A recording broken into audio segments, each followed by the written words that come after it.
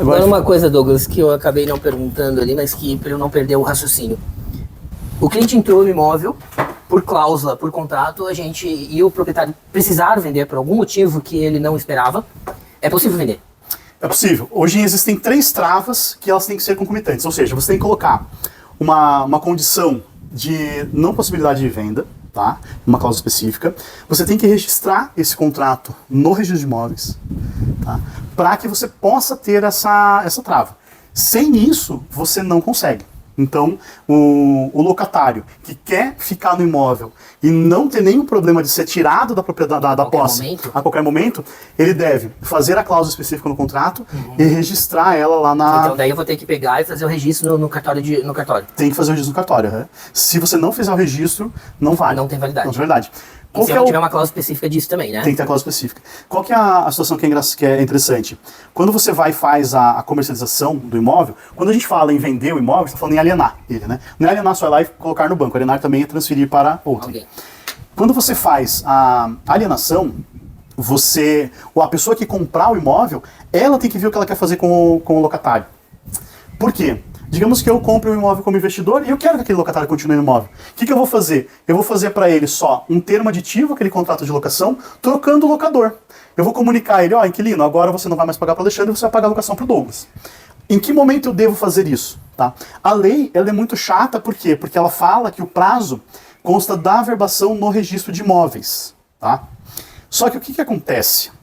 A jurisprudência entende que eu posso pegar um imóvel, comprar ele por contrato de gaveta, se eu tiver cláusula de irrenunciabilidade e retratabilidade, ou seja, você me vende a casa e não vai se arrepender, e eu pagar o preço, eu posso ir no cartório e fazer a adjudicação compulsória extrajudicial. Ou seja, eu jamais vou ter uma escritura pública. Eu vou direto para o cartório.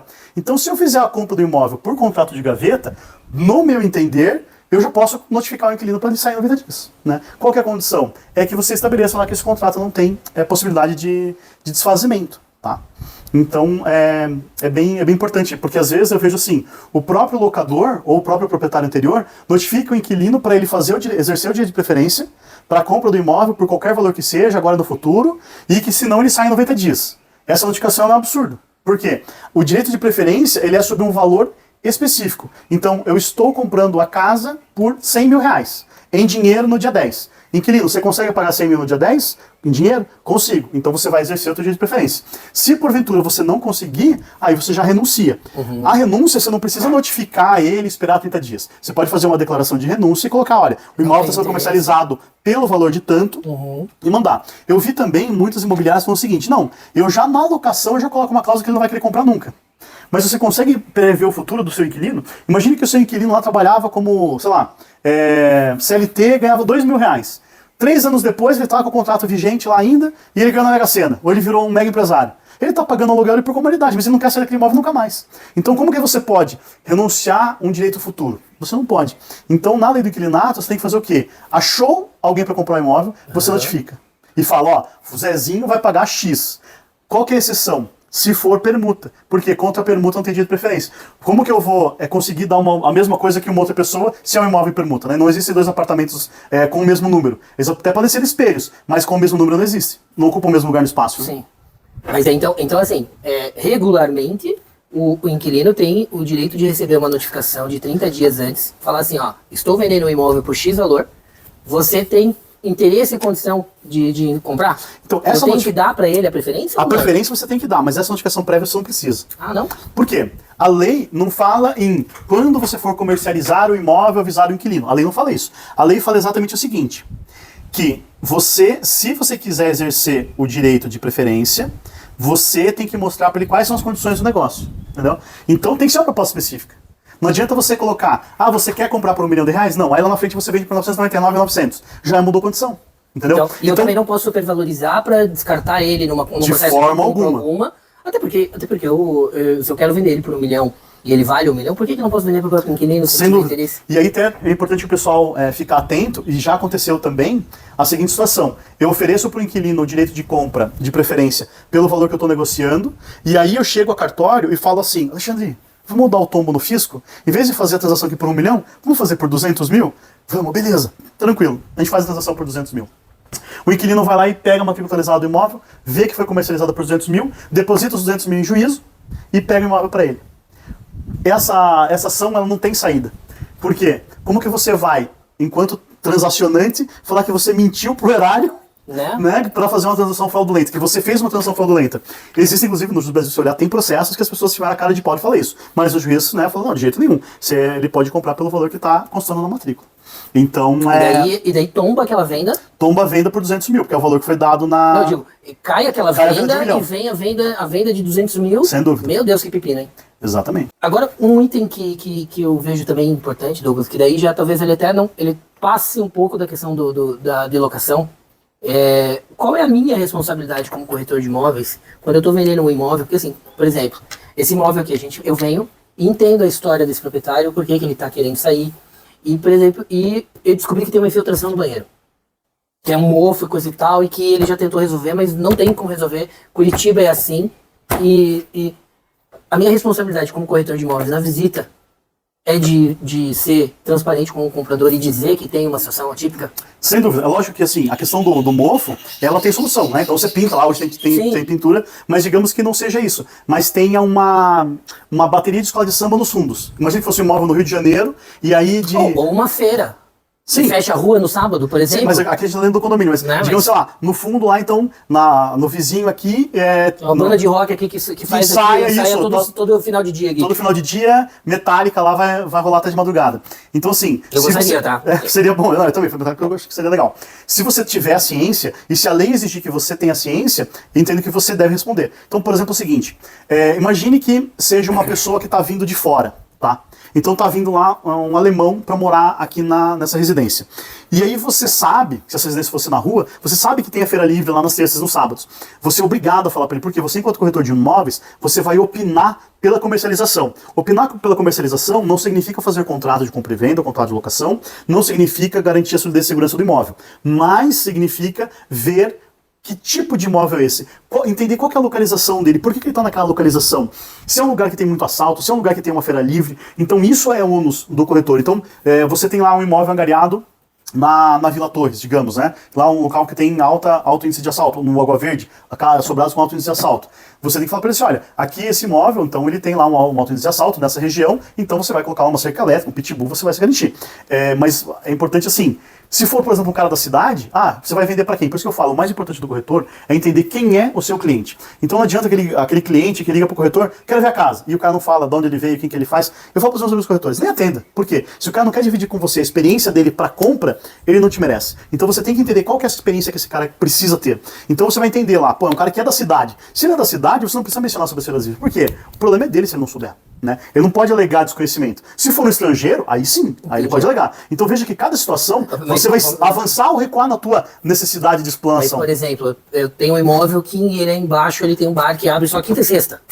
Eu tenho que dizer, independente dele ser da região... Você deve mencionar. Então, por exemplo, eu tinha um imóvel que ele estava sendo comercializado, e aí a pessoa pegou, o corretor falou assim, o fulano ele declinou de fazer a proposta porque tem uma igreja lá próxima e tal.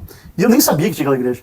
Aí eu olhei lá, de fato tem assim, mas nunca fez barulho, nunca incomodou. Aí o que eu fiz? Eu por 2 semanas fiz vídeo, para os horários que eu passava ali, tirava o celular para fora do carro e falei assim, olha, não tem barulho, né? Nunca teve barulho aqui. E ainda era a meio quarteirão, né, da residência, sim. Então, é importante que você, por exemplo, também consiga defender.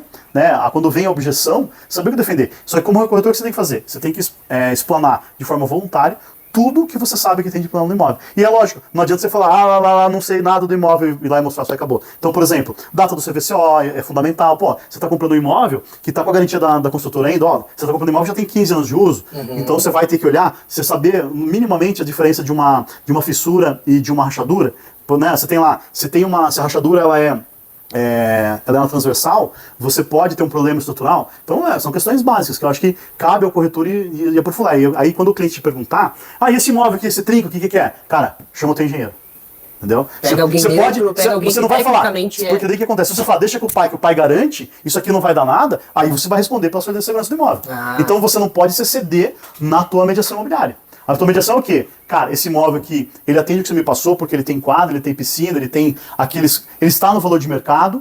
Mas e esse bolor aqui? Cara, veja que tem dinheiro. E aquela cláusula do contrato? Veja com o seu advogado. né? Passa sempre para ele ver com... Exatamente, porque assim, também tem gente, e eu não sei se é o teu caso, mas eu me meto na minha área. Saiu da minha área, eu falo com especialista, cara. Eu não dou pitaco. Eu não dou pitaco, cara. Eu não dou pitaco.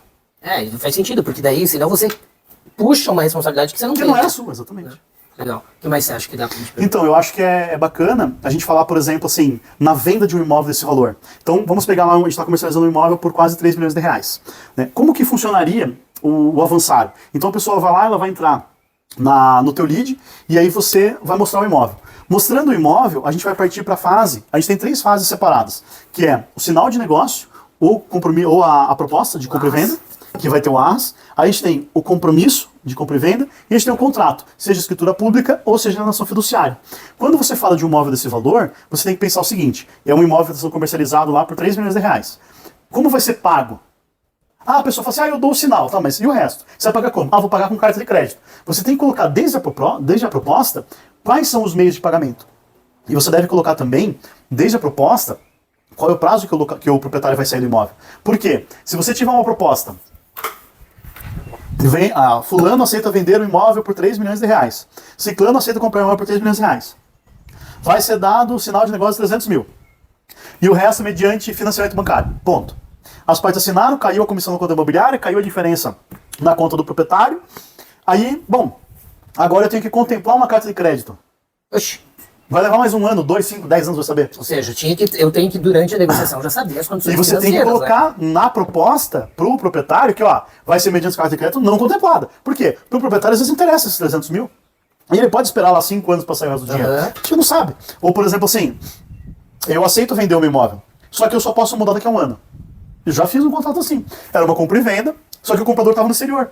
E aí ele falou assim, olha, você me dá, se eu não me engano era 60 mil, que era 5 mil por mês o que valeria de aluguel ali.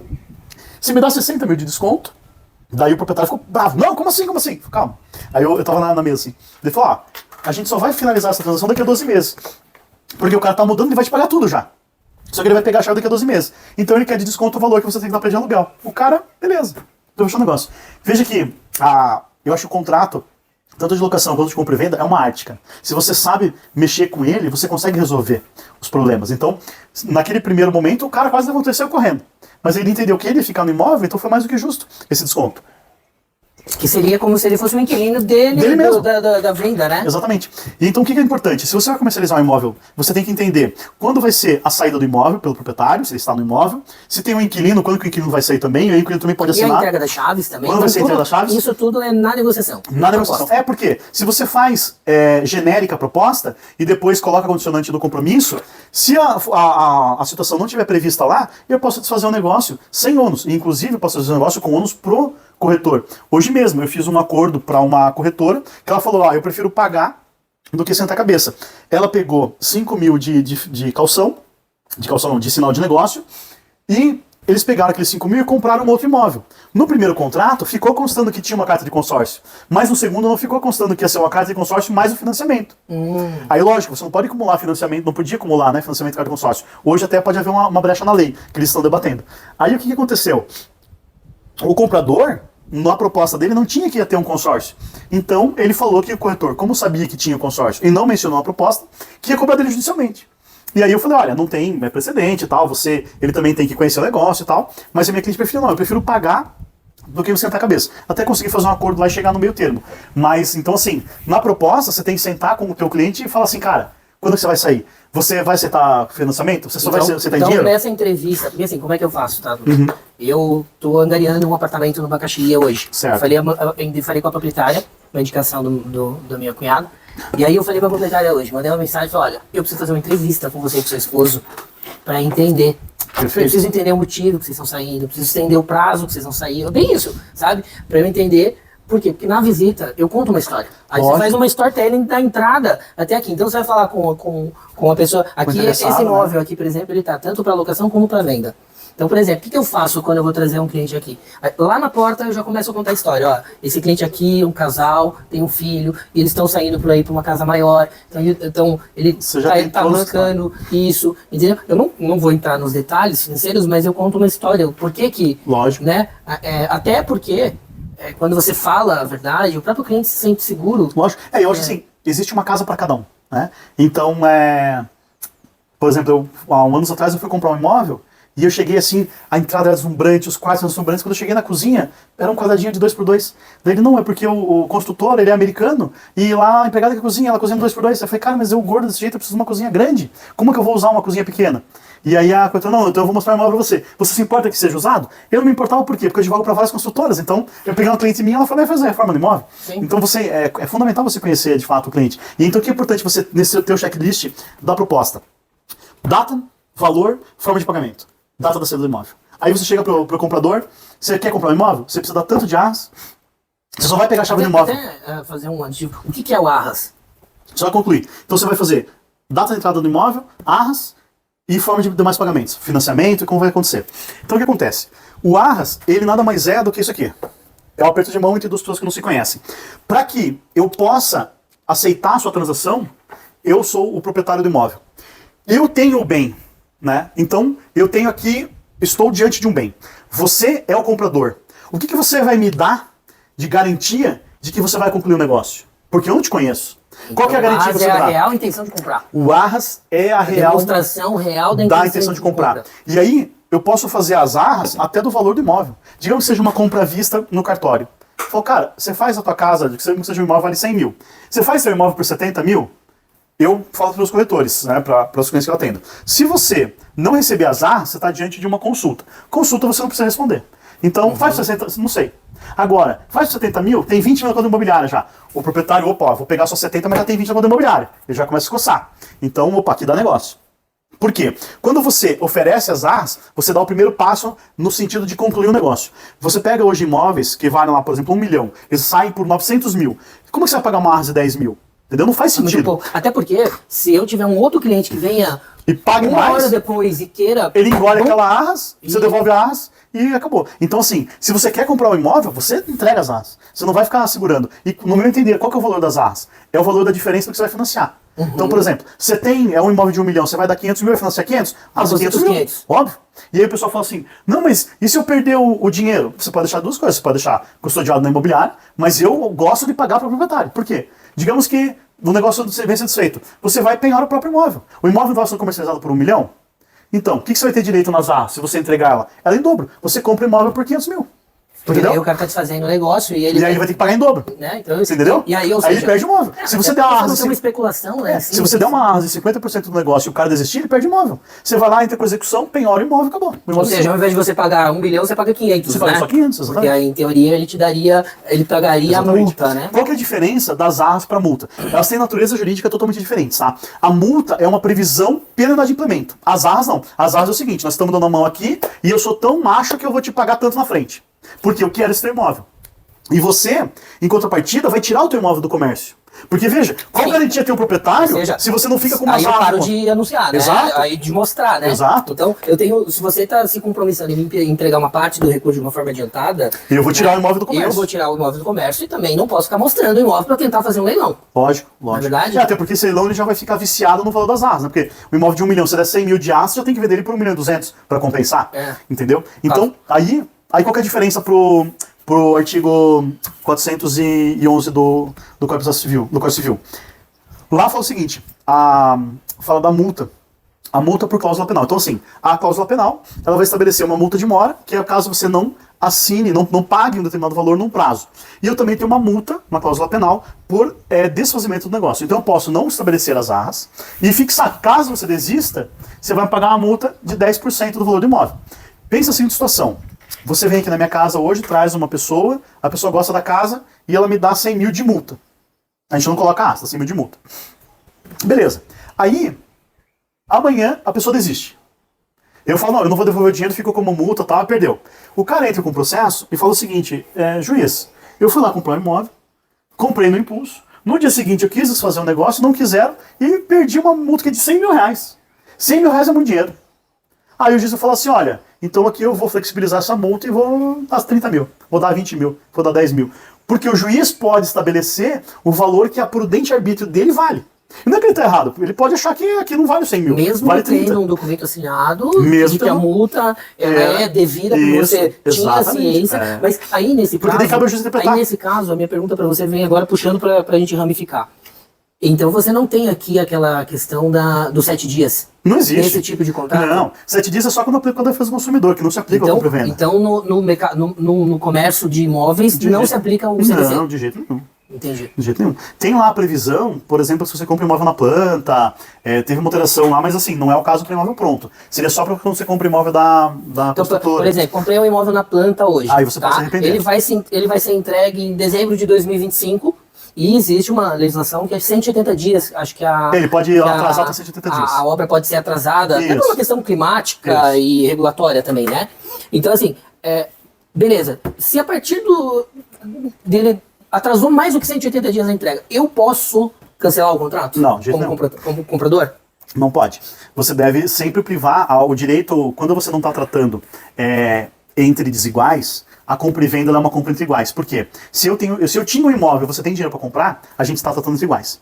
Mesmo no caso da construtora, tá? Tem uma briga lá no STF se vai aplicar o Código do Consumidor ou não, tal. Mas assim, a tendência é que coisas de valores mais altos não se aplicam ao Código do Consumidor, tá? É mais uma compra da internet, comprar um tênis, uma roupa lá. Eles entendem o seguinte, que você não pode descumprir um contrato, ou, por exemplo, assim, rescindir um contrato, que é algo que você foi executando ao longo dos anos, né? Então, por exemplo, é o seguinte, se a construtora não entregar a sua obra no prazo, a própria lei já prevê que ela vai pagar 1% de aluguel para você daquilo, tá? Então, ela vai pagar 1% sobre o valor do contrato, retroativo 180 dias. Então, digamos o seguinte, ela tem mais 180 para entregar. Se der 200 dias, ela vai pagar esses 200 dias 1% ao mês, tá? Então, mas Ou seja, ele pega todo o prazo de atraso, daí é contado, inclusive, independente do 180, independente do 180. Aí, o que acontece? Lógico, se daí você chega lá, tá no chão ainda a obra, você vai poder rescindir, com certeza, vai ter multa e, inclusive, você vai ter se eu perceber que agora, se tiver pra não entregar, vai entregar, porque ele nem começou, por exemplo, aí você pode rescindir. E aí eu posso 100 ônus para mim como comprador. 100 ônus para você, inclusive com multa para eles. Porque o que acontece? Existe uma regra que é a exceção do contrato não cumprido. Então, esse é um instituto jurídico meio complexo, mas vou tentar traduzir aqui para o nosso público. Eu não posso exigir que você cumpra a sua parte se eu não fiz a minha. Então, eu não posso não pagar sob o arbítrio de que você não vai cumprir aquele contrato. Agora, se está notório lá, que ainda está no chão o prédio, falta 30 dias para você mudar, aí você pode decidir, entendeu? Porque daí é evidente que não vai entregar. Exatamente. Agora, se é uma coisa assim, o prédio está quase pronto, está faltando lá um finalmente, se vai atrasar, vai ser mais de 200 dias, aí o ônus é você pagar essa multa. Não vai ser o desfazimento. Até porque, quando você compra imóvel na planta, você paga em regra 30% a menos do que ele vale. Então, como ele já está concluído, você também não vai querer desfazer o negócio. Entendeu? Então, mas pode ter cliente que às vezes comprou ali, ele tá querendo cancelar o negócio porque viu que vai atrasar, né? Agora, também tem uma coisa importante já nessa linha de pensamento aqui jurídica de imóveis na planta, né? Hoje, para começar a vender um produto de lançamento, o que eu faço? Eu primeiro peço para a incorporadora, para o coordenador comercial, me passe o patrimônio de afetação. Me passe o RI. O registro da incorporação, a matrícula, para a gente saber, e eu pergunto a apólice do seguro de obra. Sim. Né? Eu acho que é o mínimo que eu, como comerciante, porque, Lógico. a gente sabe que tem grandes incorporadores aqui e que dificilmente. Mas isso aconteceu quando a Encol faliu também. Lógico. Não, na verdade não, Alexandre. Assim, Né? a Encol é que gerou a lei sobre o patrimônio de habitação. Não, o que eu tô dizendo assim.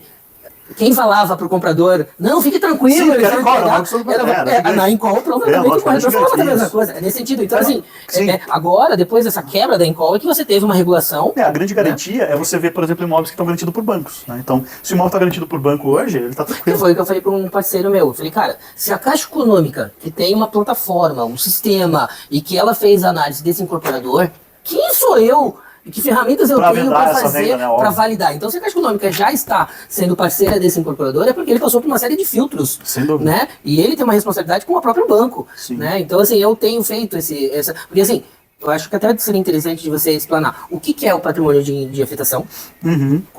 Então, assim, eu vou pegar aqui, eu vou erguer esse copo, né? Eu tenho, na minha plataforma, eu sou uma construtora, eu tenho 50 terrenos de permuta e eu estou começando lá 10 obras simultâneas. E aí você chega e fala assim, eu quero comprar esse copo aqui pronto, né? O que o banco, a contabilidade vai fazer para aquele prédio? Eles vão falar o seguinte, olha, esse prédio aqui, eles vão gastar 50 milhões para erguer. Tá? Então eles vão pegar, por exemplo, terrenos, investimentos, imóveis prontos, no valor daquela entrega, então de 40 milhões, e ele vai ficar blindado. Então, por exemplo, se uma pessoa cair desse prédio aqui e morrer, quiser entrar com uma ação trabalhista, ele não vai deixar a incorporadora insolvente. Por quê? Aquele dinheiro destinado para esta obra específica está blindado. Entendeu? Então, você tem para cada obra uma afetação diferente. Né? Então, assim, a incorporadora e a construtora hoje, ela se blinda de eventuais terceiros e dívidas futuras. E eles fazem isso em cartório. Faz isso em cartório? Então eu pego o meu patrimônio, eu sou um incorporador, Você vai lá eu pego pegar meu a SPE. patrimônio, eu pego a SPE e coloco dentro desse CNPJ específico, que é Isso. Sociedade para Fins Específicos, Isso, né? Então, e coloco esse patrimônio e deixo ele em garantia, Isso. que vai garantir a execução Ele daquilo. fica na prática na contabilidade, assim, então ele vai ficar lá no Ele não vai balancete, ficar nos documentos. numa alienação específica, não. Não precisa. Por exemplo, quando você faz com a Caixa o terreno e a execução da obra, aí a Caixa vai lá e já paga o dono do terreno. Né? Então ela já paga e daí a Caixa fica como dona do terreno. No patrimônio de afetação, ele só vai erguer, todo o patrimônio dele, ou parte do patrimônio dele, está garantido para aquela obra. Então, para quê? É para proteger uma penhora futura.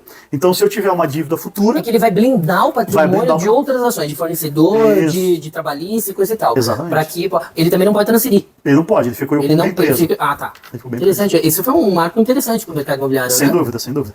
Hoje as grandes empresas acabam usando mais a parte do financiamento do próprio banco do que a afetação. Por quê? É mais transparente, né? Então tem um grande banco, tá lá o Santander, a Caixa, o Bradesco por trás, do que eu tenho um terreno lá que vale 1 milhão, será que vale mesmo 1 milhão aquele terreno? Então o patrimônio da afetação é bem bacana. Isso é uma garantia, mas é mais uma garantia para o próprio construtor, de que ele vai conseguir entregar a obra, do que para o terceiro. Para o terceiro, o legal é ter um imóvel com Uma garantia da obra Caixa. financiada. Exatamente. Então, por exemplo, supra-sumo aí eu isso. tenho lá o Novo Prado. O Novo Prado é uma obra financiada pela Caixa Econômica. Fechou, aí acabou. Entendeu? E Aí aí- se a construtora não conseguir entregar, a Caixa vai lá e vende o projeto, né? Ela vende a obra para outra empresa entregar. Por isso que tem que ter o registro da incorporação, né? Para você. O registro de incorporação, ele é um passo atrás, tá? Porque assim, comete crime contra a economia popular, ou corretor, ou construtor, ou anunciante, ou marqueteiro que comercializa imóvel sem RI. Então você não pode. Se você chegar num dia lá, eu vou num pré-lançamento. Você chega lá, tem um RI? Não tem, você sai correndo, cara. Vira as costas e sai correndo. Por quê? Pré-lançamento é porque você ainda não tem nada formalizado. Não sei. Né? Eu não posso pegar um centavo, né? Não, eu não sei, porque eu já fui em pré-lançamentos que já tinham RI. Então era um pré-lançamento o quê? Eram 10 unidades vendidas por 70% do valor. Beleza. Agora já fui convidado para ir num pré-lançamento do nosso que tinha RI. O cara falou, eu saí correndo. Eu falei, não, aí não tem como. Então Porque você- aí eu tô participando de uma fraude. Você que tá indo num pré-lançamento, já pergunta pro corretor, Qual né? que é RI? Me manda RI. Me manda a tabela. Não, a tabela é RI. A Não tem tabela a é tabela, porque se ele não tem, ele não pode vender, porque o incorporador sabe disso, né? Ah, lógico, Se ele não claro. pode vender, ele não pode gerar tabela ainda, né? Isso. Então, Não, eu só vou dar milão pra segurar sinal. Não, de jeito não nenhum. pode pegar um centavo, né? Mas ele pode ficar numa lista de espera, Pode, isso ele pode. né? Eles só Ele são não mais pode de intenção. comercializar, né? Isso, ele pode especular, mas ele não pode comercializar. Então, por exemplo, eu vejo algumas construtoras, que até a área de afetação da tua esposa, que fazem uma pesquisa. Eu vou construir um prédio residencial aqui. O cara lança pesquisa. Pô, interessou lá para 100 pessoas. Legal. Eu vou fazer um comercial no mesmo lugar. Interessou para 200. Pô, então eu vou fazer um prédio para comercial. Não vou fazer residencial. Que é uma outra situação também. Mas quando o cara vai comercializar, aí ele tem que ter o RI. Sem o RI, responde todo mundo solidariamente. Inclusive, tem se você digitar no Google, é público, então não tem problema de falar aqui, a FG, em Balneário Camboriú, tá com uma obra embargada e foi proibida de comercializar porque não tem RI.